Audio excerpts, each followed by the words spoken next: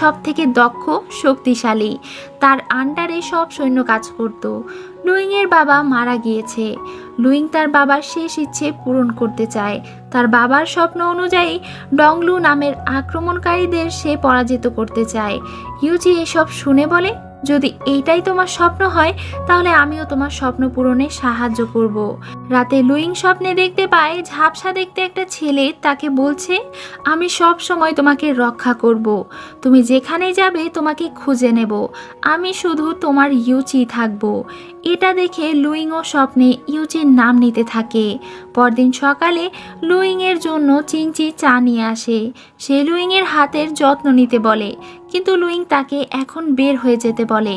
সে চলে যাবার পর লুইং লুকিয়ে লুকিয়ে ড্রাগনের বই পড়ছিল, অর্থাৎ এই লুইংও ড্রাগনের বই পড়তে পছন্দ করত। এদিকে চিংচি তার মেট্রো মার্কে ড্রয়িং করে।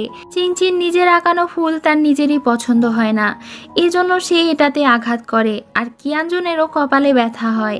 সে তখন চিংচির কাছে চলে আসে আর তাকে তার কপালে আঘাত করতে বারণ করে, কারণ এটা তাদের দুজনের স্পেলের সঙ্গে কানেক্টেড। সে এটাকে আঘাত করলে কিয়ানজনও ব্যথা পায়। এটা শুনে চিংচি মজা নেবার জন্য মেট্রো মার্কে টোকা দেয়। কিয়ানজন তাকে বলে যে সে তার কাছে সব থেকে প্রিয়। এটা শুনে চিংচি মনে করে যে সে হয়তো আসলেই তাকে পছন্দ করে, নাকি সে ভুল ভাবছে। কিয়ানজন ভাবতে থাকে যে এখন কি তাদের সম্পর্কটা ঠিক হয়ে গিয়েছে। এদিকে লুইং বসে ড্রাগনের গল্পের কথাই ভাবছিল। তখনই তার কাজিন জাং চলে আসে। তাকে অনেক দিন পরে দেখে লুইং অনেক খুশি হয়ে যায়। এরপরের সিনে দেখি কিছু সৈন্য গ্রামের সব লোকেদেরকে ধরে ধরে মেরে ফেলছিল। এরা ছিল ডংলোর সৈন্য, আর ইনি হলো ডংলোর প্রিন্স, যে এত নিষ্ঠুর ছিল যে সে একটা ছোট বাচ্চাকেও রেহাই দিত না।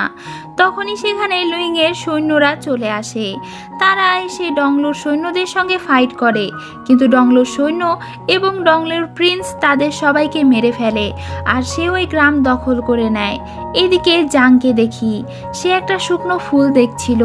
তখনই ফ্ল্যাশব্যাকে দেখানো হয় যে ছোটবেলায় এই ফুল লুইং তাকে দিয়েছিল, সে এখনও এটা যত্ন করে রেখে দিয়েছে। এদিকে লুইংকে খবর দেওয়া হয় যে ডংলুর রাজ্যের প্রিন্স এসে তাদের গ্রাম দখল করে সব মানুষদেরকে মেরে ফেলেছে। এটা শুনে লুইং তাকে হুকুম করে যে এখনই কিছু সৈন্য পাঠিয়ে ডংলু প্রিন্সকে খুঁজে নিয়ে আসতে। এরপর রাতে লুইং স্বপ্ন দেখছিল। সে তার স্বপ্নে আবারও সব সৈন্যদের মধ্যে ইউচিকে খুঁজে বেড়াচ্ছিল। তখনই সে ইউচিকে খুঁজে পায়। আর আজকের এপিসোড এখানেই শেষ হয়ে যায়।